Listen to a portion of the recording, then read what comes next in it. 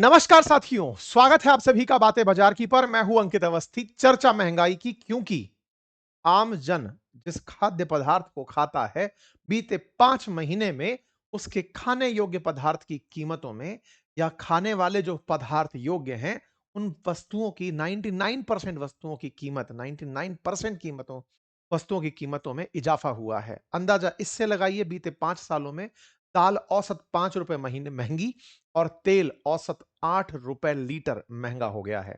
ये महंगाई आम जन के लिए इतना असरदायक होगी, इसको इस तरह से समझिए कि जो व्यक्ति 100 रुपए खर्च करके जो सामान खरीद रहा था, औसत उसे अब वो 105 रुपए में खरीदना पड़ रहा है।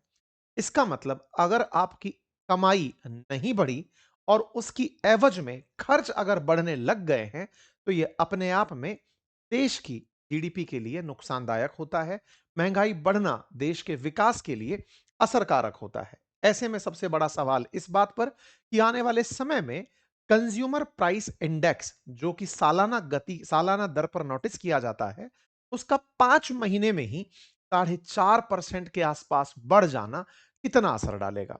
आंकड़े बता रहे हैं कि रिटेल इन्फ्लेशन 18 महीने में 4.5% बढ़ी है, जून 2026 में। यह जानकारी जुलाई में प्रकाशित हुई जून का डेटा था। इसी वजह से आज हमारी चर्चा में है कि असल में महंगाई कैसे नाप रहे हैं और इसको कंट्रोल करने के तरीके क्या हो सकते हैं, और फाइनली किसी व्यक्ति को इससे बचने के लिए क्या तरीके अपनाए जा सकते हैं। सबसे इंटरेस्टिंग फैक्ट यह है कि आप में से बहुत सारे लोग, चूंकि बातें बाजार की चैनल पर हम हैं, तो बाजार की बातों में निवेश की बातें भी होती हैं।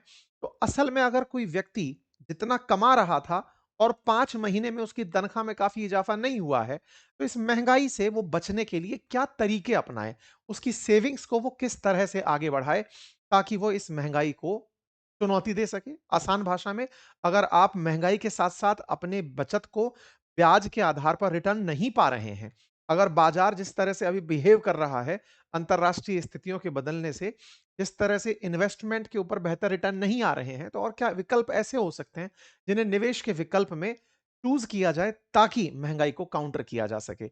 आज बैंक की इंटरेस्ट रेट्स अगर आप इन जनरल देखते हैं, तो क्या वो वाकई में महंगाई को काउंटर कर पा रही हैं, ये एक चर्चा का विषय बनता है। तो चलिए, सबसे पहले हम महंगाई की क्यों वृद्धि हो रही है, भारत में इसके क्या मायने हैं, सरकार इसके क्या तरीके अपना रही है जिससे इससे निपटा जा सके, इसकी चर्चा करना शुरू करते हैं। तो 28 फरवरी से 3 अगस्त के बीच के 5 महीनों के जो डेटा हैं, उनमें पता चलता है कि जो आम जन कंज्यूम करता है, 16 मुख्य खाद्य वस्तुएं, उनमें से 15 के दामों में वृद्धि हो गई है। चना दाल लगभग 4.5 रुपए किलो, अरहर दाल लगभग 6 रुपए किलो, उड़द दाल लगभग 6.25 रुपए किलो, चीनी लगभग 2.25 रुपए किलो, जबकि देश में प्रोड्यूस हो रही है। मूंग दाल 4.5 रुपए किलो, दूध 3 रुपए लीटर, सरसों के तेल में 7.5 रुपए। सबसे इंटरेस्टिंग फैक्ट यह है कि इनमें से अधिकांश चीजें वो हैं जो भारत में ही उत्पादित होती हैं। दालें हालांकि हम इंपोर्ट करते हैं, लेकिन ट्रेवल कॉस्ट बढ़ जाने से, क्योंकि तेल की कीमतों में इजाफा और तेल की कीमतों का जो लैंडिंग हुआ, वो इस तरह से आपके सामने हुआ। इंटरेस्टिंग फैक्ट ये भी है कि जिस तरह से खरीफ की बुवाई अभी हुई है, वो खरीफ की बुवाई 7% कम है, और 7% कम है तो आने वाले त्योहारी सीजन में जब मांग और बढ़ेगी, तो उससे महंगाई और बढ़ती हुई अनुमानित है। ये पूरा डेटा शीट है जिसमें औसतन 5% तक के ब्याज, मतलब जो प्राइजेस हैं, उनमें 5 महीने के अंदर इजाफा ऑब्जर्व हुआ है। तो अब विचार करिए कि 7% अगर बुवाई कम है और मांग आने वाले समय में त्योहारी सीजन में, रक्षाबंधन, जन्माष्टमी, गणेश उत्सव, नवरात्रि, दीपावली, इन समय पर बढ़ेगी, तो ऐसे में महंगाई को और ज्यादा बढ़ता हुआ एक्सपेक्ट किया जा रहा है, और ये सब कंज्यूमर के ऊपर पड़ रहा है, उपभोक्ता के ऊपर पड़ रहा है। तो असल में फिर क्या है ये? महंगाई कैसे नाप रहे हैं, क्या है? तो आसान भाषा में कहें तो एक व्यक्ति अगर 1 लीटर दूध 60 रुपए में खरीदता था, 1 किलो चावल 50 में खरीदता था, लेकिन अब दूध 66 का हो गया और चावल जो है 55 का हो गया है। तो ये जो कीमतों में वृद्धि हो रही है ना, 60 रुपए के अंदर 6 रुपए की वृद्धि, 10% का इजाफा, 50 रुपए के अंदर 5% की वृद्धि, 10% का इजाफा। तो ये 10% का इजाफा जो है, ये होना, इसी प्रकार से अगर 5% का इजाफा है, तो ये चिंता का विषय क्यों रहता है? वस्तुओं का महंगा होना चिंता का विषय क्यों रहता है? क्योंकि जब तक आपके आय के स्रोत में उसी अनुमान में वृद्धि नहीं हुई, अगर आपकी आय के साधन उसी आधार पर नहीं बढ़े, तो ये अल्टीमेटली आपके खरीदने की क्षमताओं को सीमित करता चलता है। मतलब आपने ₹100 था, ₹100 में अब तक मान लीजिए कि आप 1 लीटर, दो 1.5 लीटर दूध खरीद रहे थे। अब ₹100 में आप हो सकता है सवा लीटर खरीदने लगें। अगर आपके पास 100 ही रुपए आते रहे और महँगाई बढ़ती रही, हो सकता है आप 1 ही लीटर खरीदें। तो इससे अल्टीमेटली हो क्या रहा है? आपकी आवश्यकताओं की पूर्ति नहीं हो पा रही है, इतनी वस्तु मार्केट में उपलब्ध नहीं है। और जब वस्तुएँ मार्केट में उपलब्ध नहीं है, तो उसका लॉन्ग रन में असर क्या पड़ रहा है? लॉन्ग रन में असर ये पड़ रहा है, गरीबी, आर्थिक विकास के साथ-साथ मानसिक विकास, शारीरिक विकास, ना जाने कितने तरह की चीज़ों पर दिक्कत हो जाएगी। इसका मतलब ये हुआ कि एक व्यक्ति जिसकी क्रय शक्ति कमज़ोर होती चली जाएगी, उसकी वजह से देश की अर्थव्यवस्था, मानसिक व्यवस्था, दिमाग सब पर असर पड़ेगा। अब सवाल बनता है कि साहब ऐसा होता क्यों है? तो देखिए बहुत से कारण हैं महँगाई बढ़ने के। डिमांड बढ़ जाती है तो महँगाई बढ़ जाती है। अगर प्रोडक्शन प्रोड्यूस करने की लागत बढ़ गई है तो महँगाई बढ़ सकती है। अब सप्लाई बाधित हो गई है तो महँगाई बढ़ सकती है, क्योंकि भारत में अभी हाल ही के अंदर गल्फ के चलते सप्लाई बाधित हुई है। कई बार increase in the money supply, मतलब लोगों के पास पैसा बहुत आ गया तो भी महँगाई बढ़ जाती है। कई बार ऐसा भी होता है, वेज प्राइस साइकिल चल रही होती है, जब महँगाई बढ़ती है तो कर्मचारी अधिक वेतन की माँग करने लगते हैं। तो ये एक प्रकार की तमाम फैक्टर्स, मतलब कोई एक कारण को आप ज़िम्मेदार नहीं ठहरा सकते। भविष्य में महँगाई की उम्मीद भी हो सकती है, तमाम चीज़ें, सरकार की पॉलिसीज़ भी होती हैं कई बार। सरकार खुद ब्याज दरों को बढ़ा कर के महँगाई को बढ़ाने का प्रयास करती है, घटा करके लोगों के पास पैसा पहुँचाने का प्रयास करती है। ये कुछ ऐसे तरीके होते हैं। अब सवाल बनता है, तब महँगाई को नापते कैसे हैं? मतलब ये कौन है जो इस तरह की सब चीज़ें नाप रहा है? तो नापने के लिए देश के अंदर विभाग हैं। जैसे मूल्य सूचकांक जो हमारे देश के अंदर नापा जाता है, पहले तो ये तय किया जाता है कि किस साल के रेफ़रेंस में इसे नापा जाएगा। फिर ये तय किया जाता है कि होलसेल में नापा जाएगा या फिर खुदरा में नापा जाएगा। होलसेल और खुदरा क्या है? होलसेल मतलब कि आपने देख लिया कि यार 50 या 100 किलो गेहूँ एक बार में खरीदना हो, तो मंडी से 100 किलो गेहूँ पहले कितने का आ रहा था, अब कितने का आ रहा है। वहीं वाइस वर्स वहीं थोड़ा-सा अगर डिफरेंट देखें, तो पहले 100 किलो की जगह अगर 1 किलो गेहूँ खरीदना हो, क्योंकि 1 किलो गेहूँ खरीदना है, मंडी में नहीं जाएँगे। तो इस तरह से 2 तरह से असर देखी जाती है कि होलसेल खरीदारों के लिए महँगाई कितनी बढ़ी और उपभोक्ता के लिए महँगाई कितनी बढ़ी। इसलिए सामान्यतः 2 मापक होते हैं। एक होता है थोक सूचकांक यानी होलसेल प्राइस इंडेक्स, और एक होता है कंज्यूमर प्राइस इंडेक्स, उपभोक्ता के लिए महँगाई। इन चीज़ों को नापते हुए ही प्राइस इंडेक्स नापे जाते हैं। ठीक है साहब? जहाँ तक बात है होलसेल प्राइस इंडेक्स की, इसमें लगभग 900 के आस-पास वस्तुएँ हैं जिनकी कीमतों को मेज़र किया जाता है। एक आधार वर्ष लेकर के मेज़र किया जाता है, जैसे 2022-23 में वो वस्तुएँ कितने की थी और अब कितने की आ रही हैं, उस आधार पर।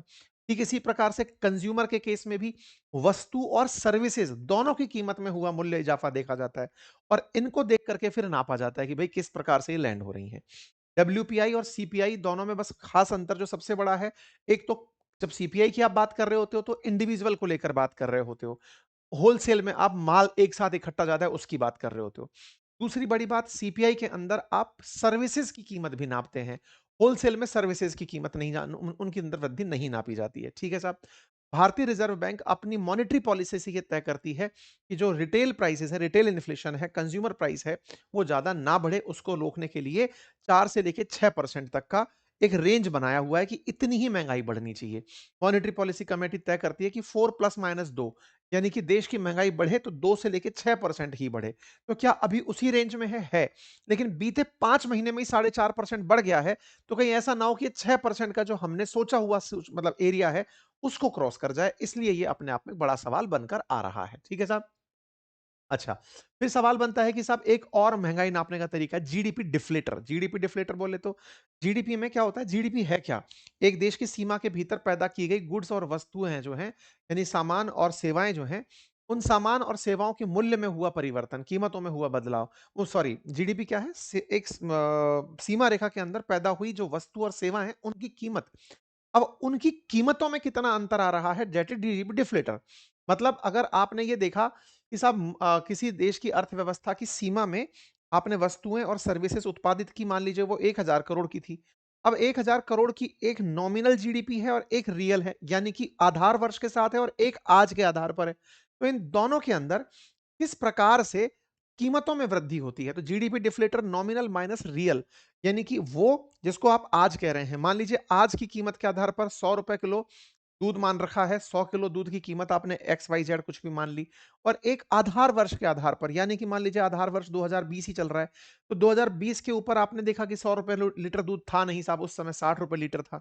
तो ये ₹40 का जो अंतर हुआ, ये जीडीपी डिफ्लेटर के अंदर वैल्यू रखने के काम आ जाएगा। तो आधार वर्ष के आधार पर रियल निकालते हुए चीज़ें कैलकुलेट की जाती हैं। लेकिन फिर भी इन सब में से सबसे ज़्यादा जो चर्चा आपके और मेरे लिए रहती है, वो कंज़्यूमर प्राइस इंडेक्स से होती है। इसीलिए भारत सरकार आरबीआई के दम से इसी को कंट्रोल करने का या इसी को रेगुलेट करने का प्रयास करती रहती है। अब सवाल ये बनता है सर अगर साढ़े 4-4% 5 महीने के अंदर महँगाई बढ़ जाएगी, तो इसको रोकने का महँगाई तो नहीं रोकने का मतलब सरकार प्रयास करेगी रोकने के तो, आप और हम इससे कैसे काउंटर कर सकते हैं? तो देखिए क्या होता है ना समटाइम्स जो वस्तुएँ आप परचेज़ करने में पैसा खर्च कर रहे हैं, वो तो एक पार्ट है। एक और पार्ट भी है जिसका डिस्कशन होना ज़रूरी है और वो ये है कि जो पैसा आप निवेश कर रहे हैं, उस निवेश के साथ-साथ अगर कुछ सेविंग्स हैं, उन सेविंग्स को आप अपने अकाउंट में रखा मत छोड़ दीजिए। क्यों मत रखा छोड़िए? क्योंकि कहीं न कहीं उन पर सॉइलिंग इफ़ेक्ट आ रहा है। सॉइलिंग इफ़ेक्ट का मतलब रखे-रखे मिट्टी हो रही हैं वो। क्यों? क्योंकि आपकी महँगाई से आपने ₹100 रखे थे पिछले साल, अगर वो 105 के आज ₹105 पिछले साल के ₹100 के बराबर हैं। तो इसका मतलब रखे-रखे आपने ₹5 का नुकसान उठा लिया है। आपकी महँगाई बढ़ रही है, आपने अकाउंट में उठा कर के पैसे को बिना किसी भी काम पर चलाए मतलब ये समझिए कि इन्वेस्टमेंट के सबसे प्राथमिक नियमों में है कि आपके अकाउंट में जो पैसा है ना, वो भी काम करे जब आप काम पर ना हो। वो काम कैसे करे? या तो आप उसे स्टॉक मार्केट में निवेश करें या उसको बाजार में निवेश करें, एसेट्स में डालें, जहाँ भी निवेश करना है। कुल मिलाकर इन्वेस्टमेंट ही है जो उसको काउंटर दे पाता है। इन्वेस्टमेंट में जिस तरह के बाजार के हाल हैं, तो फिर एक बड़ा सवाल बनता है कि कहाँ निवेश करें?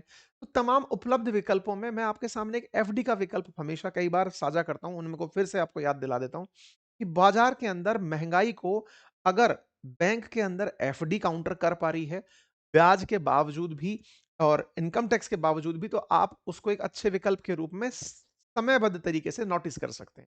मतलब एफडी का मतलब क्या है कि भाई आपके पास में एक्स अमाउंट था, आपने कुछ समय के लिए उसको बैंक में जमा करा दिया। वो कुछ समय के अंदर ब्याज के साथ बढ़ना शुरू हुआ। इधर महँगाई बढ़ रही थी। आप कितना ब्याज कितना रख सकते हैं, कितना धन जमा करा सकते हैं, तो आप ₹1000 के साथ भी आप अपना एफडी करा सकते हैं। मतलब इसमें कोई लिमिट नहीं होती है कि आप कितना रुपया आप अपनी एफडी के अंदर कराएँ। एफडी कराने के लिए एक बहुत ही अच्छा एप्लीकेशन मैंने लिंक कमेंट बॉक्स में पिन किया है, जहाँ पे आप बेहतरीन मार्केट की इंटरेस्ट रेट्स को देख सकते हैं और उन इंटरेस्ट रेट्स को आप मतलब बुक भी कर सकते हैं और वो बुक करने पर वो सीधा बैंक से ही एफडी होती है। जिन बैंक को आप लिस्ट में देखेंगे, उनमें आप अपनी एफडी करा सकते हैं। तो कुल मिलाकर के आप अपने आप के पैसे को सुरक्षित रख सकते हैं। कोई भी उदाहरण ले लीजिए, मान लीजिए कि प्रिया का उदाहरण हम लोग ले रहे हैं कि 12 महीने में वो 5-5 हज़ार रुपए की एफडी कराती थी और उसको 7.5% की उसके ऊपर अ, ब्याज की इनकम मिलती जा रही है, तो उसका पैसा रखे-रखे बढ़ रहा है ना, तो महँगाई को काउंटर कर रहा है। आप इसके लिए शॉर्ट टर्म जैसे हम लोग इन्वेस्टमेंट एसआईपी में करते हैं, ऐसे शॉर्ट टर्म रिकरिंग डिपॉज़िट भी अपना सकते हैं। मंथली इन्वेस्टमेंट करके आप रिकरिंग तरीके से कि भई आज 5,000 कराया, अगले महीने 5,000 कराएँगे। आप इस तरीके से आरडी का तरीका भी मतलब सेविंग के ऑप्शंस को आप अपनाते रहिए। आपको मान लीजिए बच्चों की फीस ही जमा करानी है। अब बच्चों की फीस जमा करानी है, एक मुश्त अगर आपको एक बड़ा अमाउंट जमा कराना है। आपको पता तो है ना कि इस महीने फीस जाएगी। तो क्यों ना आप उसका हर महीने एक आरडी के अंदर अमाउंट डालते जा रहे हैं। उस दिन जिस दिन आप फीस जमा कराने जाएँगे, हो सकता है आपको वो ब्याज थोड़ी तो राहत देगा। तो ये एक फाइनेंशियल डिसिप्लिन का पार्ट है, तो आप इसको अपना सकते हैं। जहाँ भारत के अंदर स्टॉक मार्केट के अंदर आप आए दिन बाजार टूटने की खबर सुनते हैं, अगर वहाँ पर अगर आपको एफडी एक अच्छा ऑप्शन देता है, तो आपको देखना चाहिए। यहाँ पर सबसे अच्छा जो मैं ऑप्शन आपको सजेस्ट कर रहा हूँ, उसमें सबसे अच्छी बात ये है कि आपको जब एफडी ब्रेक करनी है, आप तुरंत उसे ब्रेक कर सकते हैं, उसमें कोई भी पेपर वर्क नहीं लगता। आप प्रीमैच्योरल एफडी के ऊपर विथड्रॉल निकाल सकते हैं। उसके ऊपर कोई पेनल्टी नहीं लगती है। मतलब अक्सर बैंकों में सुनने को ये मिलता है, सर मेरे को पैसे के बीच में ज़रूरत पड़ गई तो क्या होगा? आप तब चाहे तब निकाल लें। उस पर कोई वो नहीं लग रहा है पेनल्टी। दूसरा आपको जो इंटरेस्ट रेट दिख रहा है वो 9.10% तक के भी ऑप्शन देने वाली बैंक्स यहां पर हैं।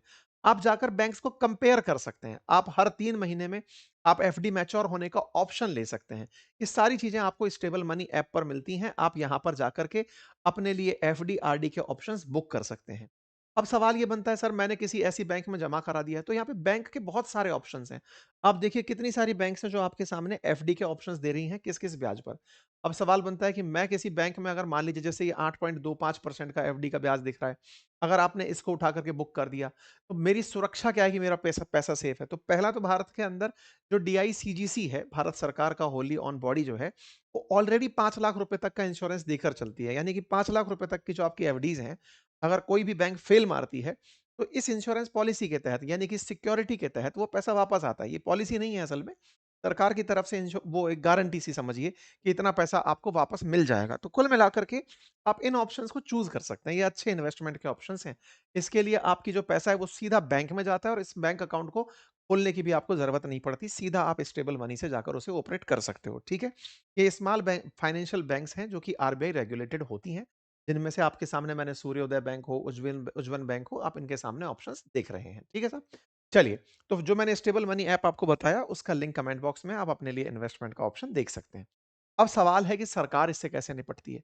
तो सरकार जनरली जो कंज्यूमर प्राइस इंडेक्स से रिलेटेड बात है, वो भी ब्याज दरों से निपटती है और ब्याज दरों का तरीका वही है कि बैंक से बोलो कि कितना परसेंटेज ब्याज पर जनता को धन दे रही है या उनका पैसा कितने परसेंटेज ब्याज पर रख रही है। सरकार ने ऑलरेडी लक्ष्य सीमित कर रखा है, 2 से लेके 6% तक की महंगाई बढ़नी चाहिए। उसको कंट्रोल करने के लिए आरबीआई को टास्क दे रखा है कि तुम मॉनेटरी पॉलिसी बनाओ, उसमें रेपो रेट की बैंक को कितने परसेंटेज पर आरबीआई ब्याज देगी। तो जैसे बीते समय में आरबीआई के जो मतलब जो रेपो रेट्स हैं, उनके अंदर कोई भी खास परिवर्तन नहीं हुआ है। तो जब खास परिवर्तन नहीं हुआ है और इन्फ्लेशन 18 महीने के अंदर सबसे ऊपर बढ़ती चली गई है, तो आरबीआई के लिए मुसीबत ये है कि मैं कैसे लोगों तक पैसा कम से कम दामों में पहुँचाऊँ या फिर पैसा सुरक्षित उन तक ना पहुँचने दूँ। ना पहुँचने दूँ से क्या मतलब है, ज़्यादा पैसा आ गया तो कहीं डिमांड तो ज़्यादा नहीं बढ़ा देंगे। इन दोनों चीज़ों के बीच में आरबीआई की असली ऊहा-पोह चलती रहती है, जिसके चलते रेपो रेट 5.25% बनी हुई है। मतलब इस बार भी 5 अगस्त को जो मौद्रिक नीति जारी हुई, उसके अंदर भी रेपो रेट में कोई परिवर्तन नहीं किया गया। उनका हर 3 महीने में समीक्षा होती है और इस बार भी उन्होंने यही सेम चीज़ मेंटेन रखी कि नहीं साहब चलने देंगे, हम लोग आरबीआई की तरफ से पहले इसको कटौती करते हुए 5.25% तक ले आए। दिसंबर 2025 से लेकर अब तक ब्याज दरों में कोई परिवर्तन आरबीआई ने नहीं किया है। एक चीज तो तय है कि आरबीआई जो इस तरह महंगाई को कंट्रोल करने के ऊपर नजर बना के रखी हुई है, वो वेट एंड वॉच की पॉलिसी में चल रही है कि चलो अच्छा है, एक बार के लिए स्ट्रेट ऑफ हॉर्मुज खुल जाएगा तो तेल सस्ता आएगा तो प्रोडक्शन बढ़ेगा। लेकिन इन सब के बीच में स्थिरता के लिए तो सरकार का जो विजन है कि 6% तक जब तक नहीं बढ़ी है ना, तब तक टेंशन नहीं लेना। और फाइनेंशियल ईयर 2027 के लिए सरकार का एक्सपेक्टेशन है कि 5% तक महंगाई दर बढ़ेगी, तो टेंशन की बात नहीं है। वहीं दूसरी तरफ भारत की जो आरबीआई है, उसने आर्थिक वृद्धि 6.6 से लेके 6.7% के आसपास एक्सपेक्ट की है कि 5% महंगाई बढ़ी, 6.5% के आसपास हमारे देश की तरक्की हो जाएगी, तो फिर भी लोग घाटे में नहीं रहेंगे। बस ये घाटे में नहीं रहेंगे, इसी सोच के साथ में लगातार सरकार के प्रयास चलते रहते हैं। ठीक है साहब?